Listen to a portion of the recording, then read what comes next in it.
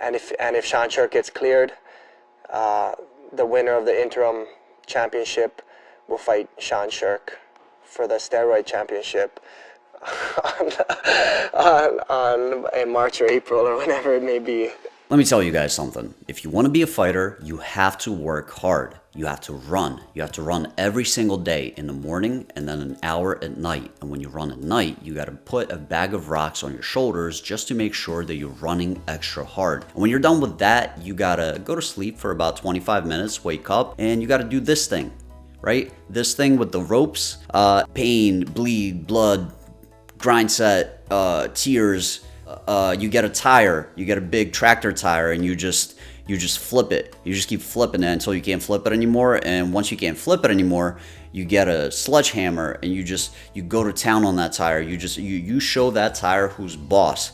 That tire is not gonna outwork you. My point is, if you're a fighter and you want to be a champion, you gotta work your ass off.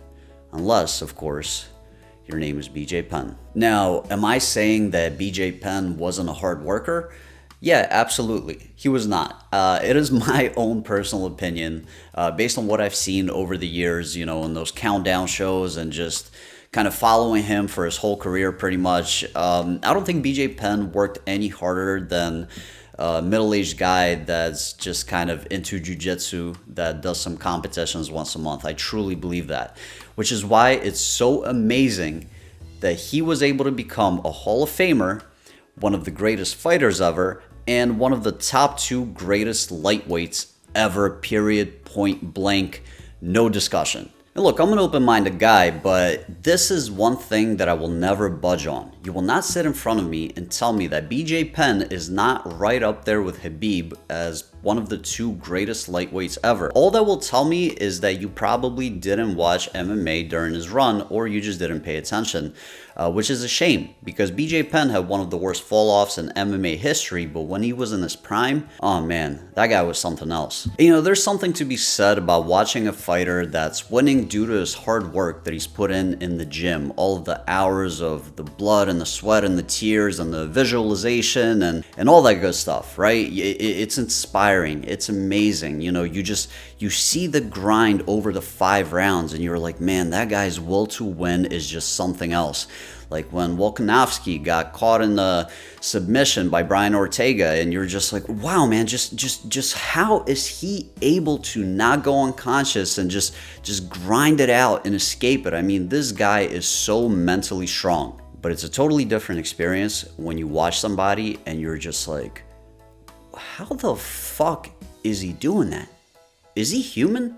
And BJ Penn falls into the latter category. First of all, his nickname is the Prodigy, and the reason why his nickname is the Prodigy is because when he was 17 years old, he was bored one day and he was just kind of like, hey brah, I guess I'm just gonna start training jiu-jitsu or whatever. And by the time he was 21, he became the first non-Brazilian jiu-jitsu black belt to win the Jiu-Jitsu World Championships. To put that into perspective, there are people that train all of their lives that haven't done it once, and he did it within the first 4 years. And then he goes into the UFC and other MMA organizations and just casually starts beating the shit out of people. Mind you, he wasn't really training boxing or kickboxing or any kind of like stand-up art beforehand, and he just kind of became one of the best boxers in MMA while simultaneously being extremely difficult to take down. Never wrestled a day in his life.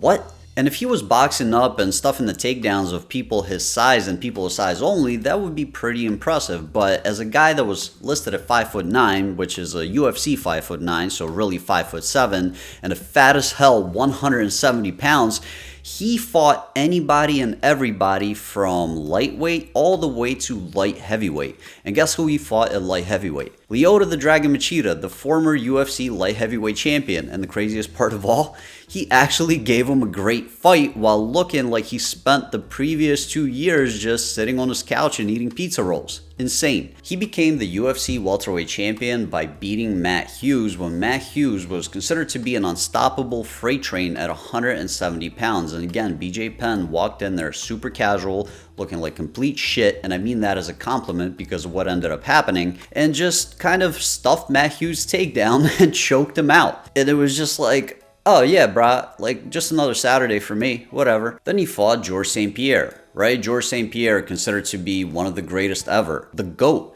you know, some people say. Comes in looking like he just came out of the same chamber that Captain America came out of, and BJ Penn just looks like he strolled out of a diner or something, you know, and took his shirt off to fight you in a parking lot. Busts Georges St-Pierre up, kind of loses, sort of, due to his cardio, because I guess he didn't train, but Georges St-Pierre ends up looking like, you know, he went through the meat grinder, while BJ Penn just goes out and has drinks at the end of the night, like it's nothing. Loses to Georges St-Pierre in the rematch, again, due to being completely out of shape and his cardio. You know, while Georges St-Pierre is training for this fight like it's the greatest challenge of his life, this dude is, you know, out in Hawaii smoking weed and eating Spam sandwiches and shit. And comes in, still gives him a hard-ass fight, loses, decides to drop to lightweight, and just goes on a legendary tear. Gives Joe Daddy Stevenson and Diego Sanchez what can only be described as female anatomy in their foreheads. You know, beats the shit out of Kenny Florian. Sean Sherk just looks amazing, like a destroyer.